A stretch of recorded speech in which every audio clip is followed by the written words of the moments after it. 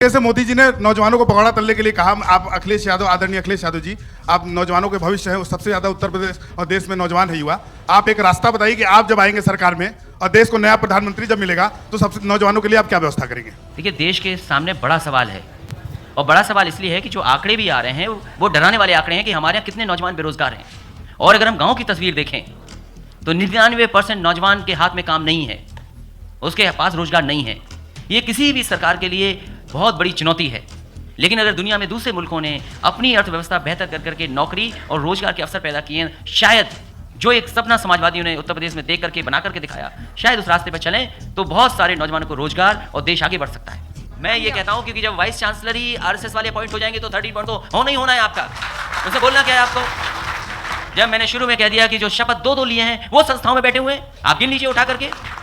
आप केवल vice chancellor क्यों कहते हैं? गवर्नर लोग कहाँ के बैठे हुए हैं? हमारे गवर्नर साहब थे तो समाजवादी सरकार में जाग जाते थे। पिछले 2 साल से सो रहे हैं, पता ही नहीं जगह कि नहीं जगह। और फिर ये नौकरियां, हमने तो गोरखपुर की यूनिवर्सिटी की नौकरियां देखी हैं। जिनका वोट लिया उनको नौकरी से बाहर कर दिया।